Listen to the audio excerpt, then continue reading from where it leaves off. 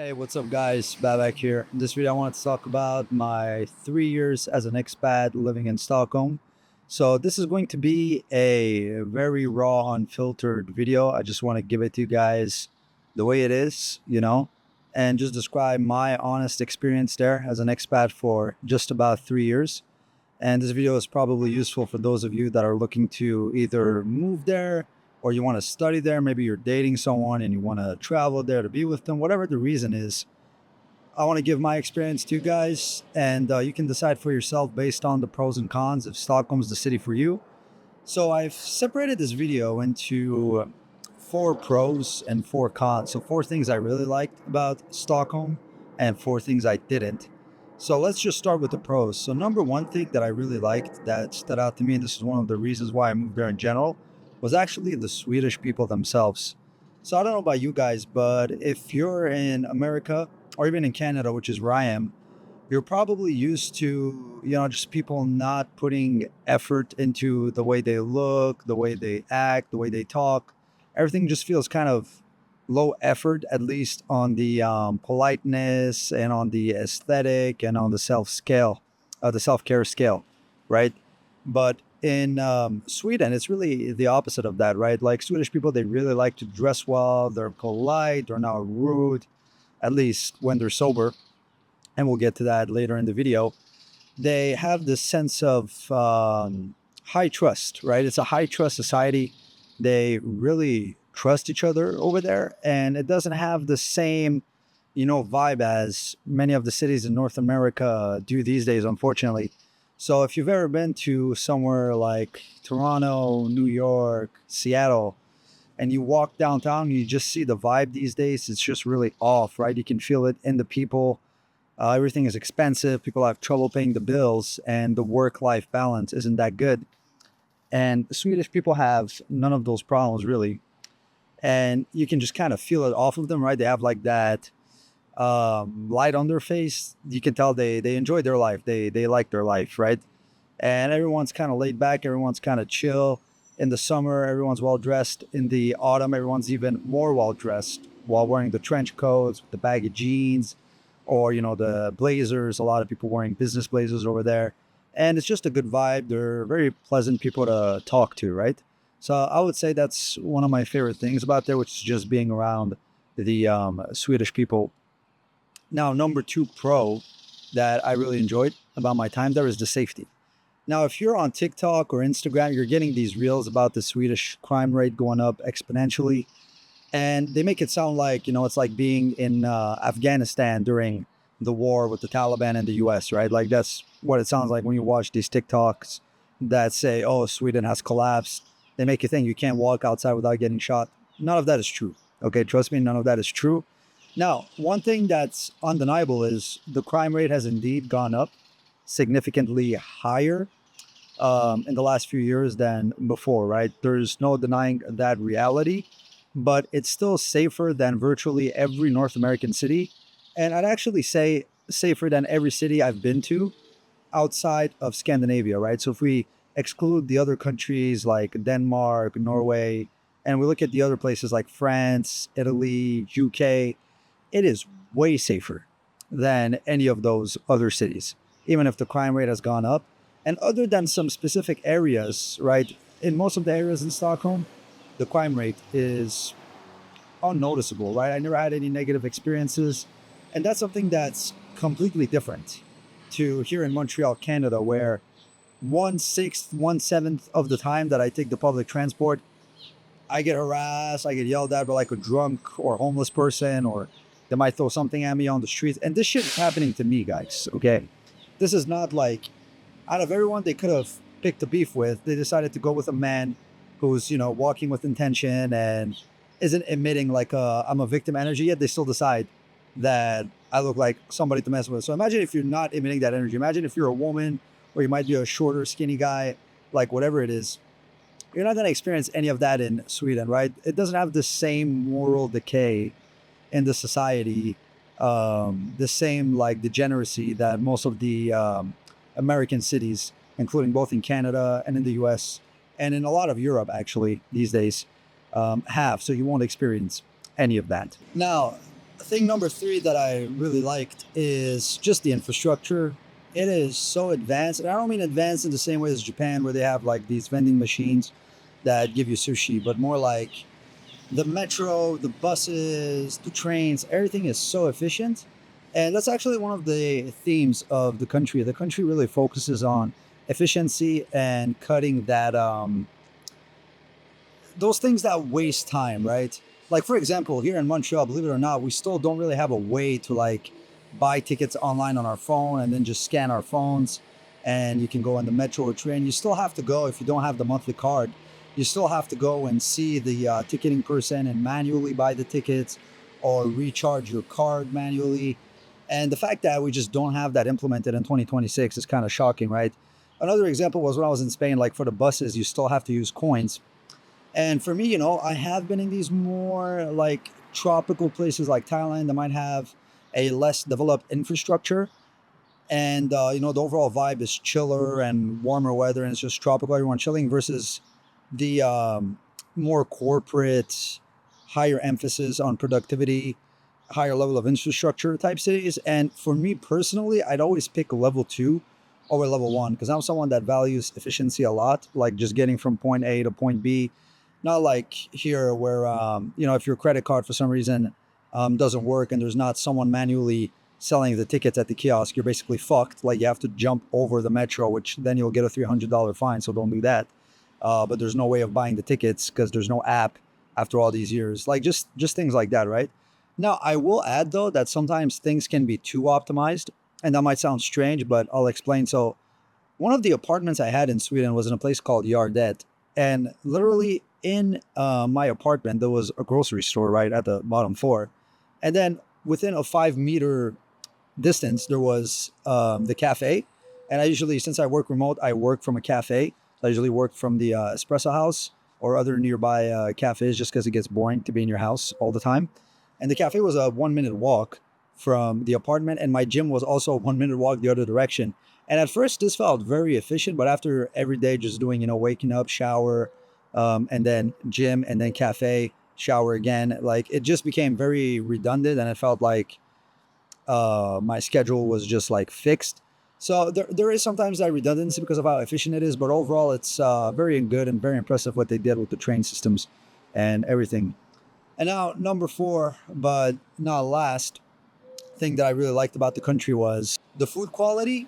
Now, while you might not find, the same level of variation in the cuisine there as somewhere like Canada or the US or the UK, there is restaurants, but generally, if you're in the grocery store or you're going to a cafe or something like that, it's going to be the same three, four types of food.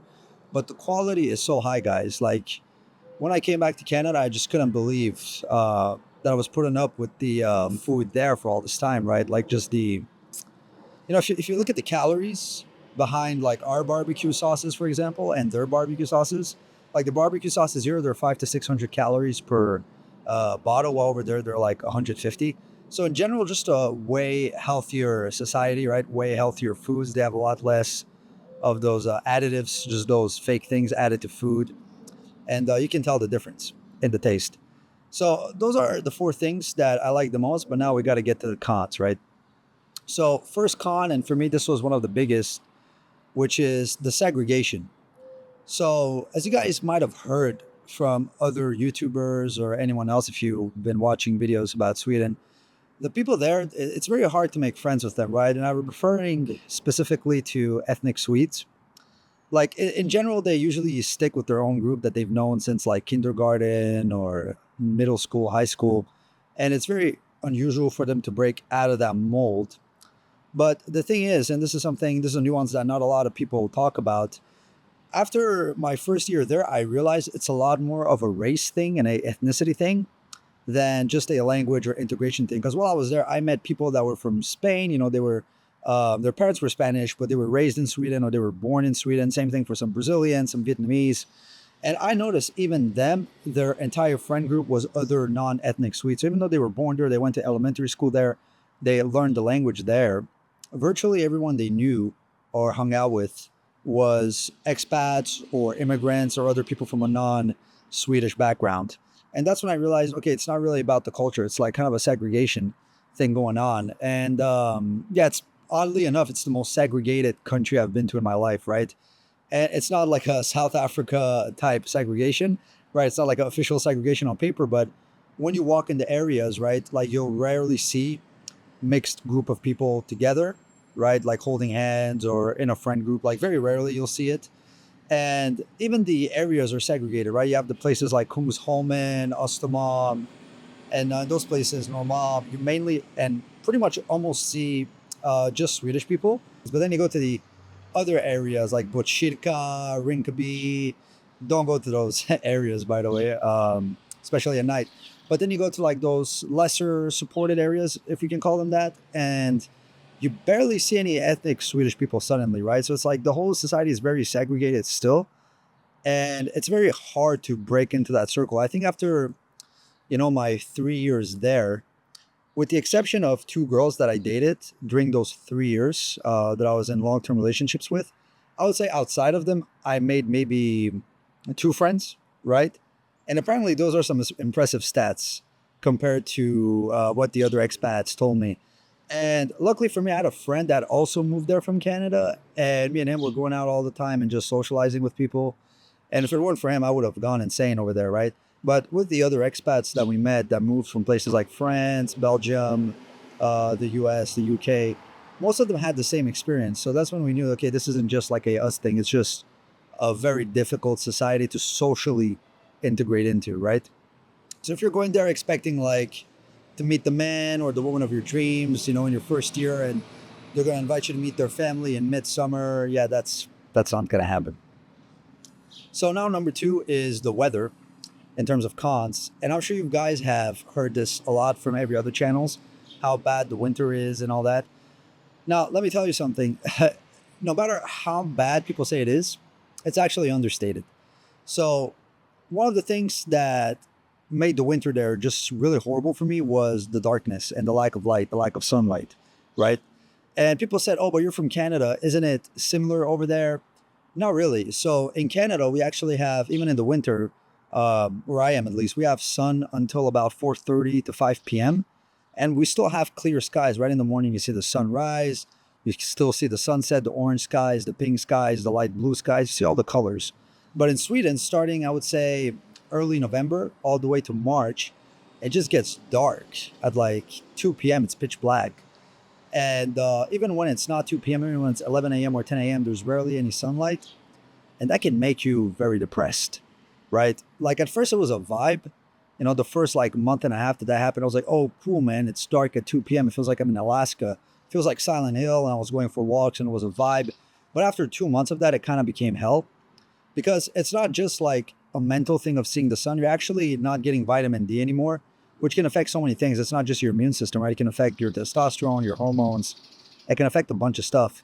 So definitely get vitamin D supplements. That made a big difference for me.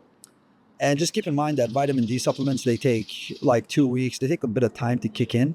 So you got to take them preemptively, not just when you start feeling bad, right? So start taking them in November, honestly. Now, they're not a real substitute for sunlight. Like they don't do as good of a job, but it's better than nothing. So yeah, the winter there, it's very brutal. I would take the colder weather in the winter of Canada, but with more sunlight every day over the slightly warmer winter of Sweden, but with the darkness. Now, third con actually, I would say is bank ID. So what is bank ID? So in Sweden, they have this thing called Swish, which is a money sending app. It's kind of like Cash App in the US.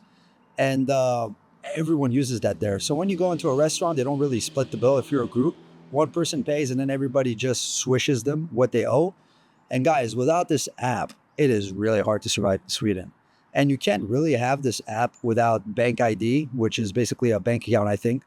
And you need a Swedish social number for that. So you basically have to be like a citizen or a permanent resident. You can't just have that in your first, second, or I would say even third year, right? It's like a long process to get that. But so many places use it. Hell, even my gym, I had a late payment with them and they immediately forwarded it to like a collections company, which is weird. I've never seen a gym do that. This was Sat's gym. And then they said, oh, to pay this bill, you have to pay it with bank ID. Like they only take Swish, I mean, right? And bank ID is what you need to create a Swish, which requires a Swedish social number. So they said, I need a swish to send it to the collections company. I called the company. They don't accept cash. They don't accept credit card. So horrible debt collection agents about it when you're calling them and you say, okay, I have the money. I want to pay you. And they're saying, oh, no, sorry, we can't take your money because you don't have swish. So just be aware of that when you're going out with groups of friends. Like if somebody's paying for you and they expect you to pay them back, which they usually do in Sweden, just make sure you can either pay them cash or you have a payment method besides Swish. Now, fourth and last con, this actually ties in with the first reason, which is the overall segregation and coldness of the society. I would say the dating culture, it's a pretty unique dating culture over there. So there's, people say that in Sweden they do a lot of hookup culture. You could say that's true, but the thing is people confuse that with people being easy to sleep with or that they sleep around. That's not really true, at least not from my experience, but it takes a long time before you're in a relationship, like an official relationship with somebody. So I've noticed the people there, they do a lot of mutually exclusive situationships. Like I've met couples there that are together for 6, 7, 8 months, but they refuse to call themselves girlfriend, boyfriend, right? And one of the reasons for that is, again, it's a very self-autonomous society where you put yourself first, and they see it as a hard thing to tie themselves in with someone, right? Like even 50% of the children there, they're born outside of wedlock, which is very unusual, right? Compared to at least most other countries outside of Scandinavia, but over there it's the norm. And that might not be for everyone. I knew people there from warmer countries like Mexico, Spain, Portugal, and they really, Italy, they really struggled with that because over there it's almost the opposite. You go on 3 to 4 or 5 dates and you're already a couple. So it's kind of hard to lock someone down. It is easy to, start seeing someone, but to actually maintain it long term and you become official and you meet each other's family, that's basically the equivalent of marriage there. For them, right? Versus here, it's it is a serious step, but it's not as big of a commitment. So yeah, I would say those are the 4 cons and the 4 pros, just things to keep in mind if you're going to move there. I hope this video was helpful to people that are interested in going to Stockholm. Overall, still one of my favorite cities on the planet, and I've been to many of them. I might make a tier list actually soon of the top cities I visited, all the way from F tier at the bottom and S tier at the top. I would put Stockholm somewhere in A.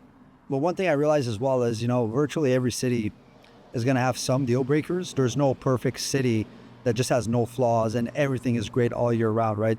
Usually, it's either going to be the costs or the weather or the laws.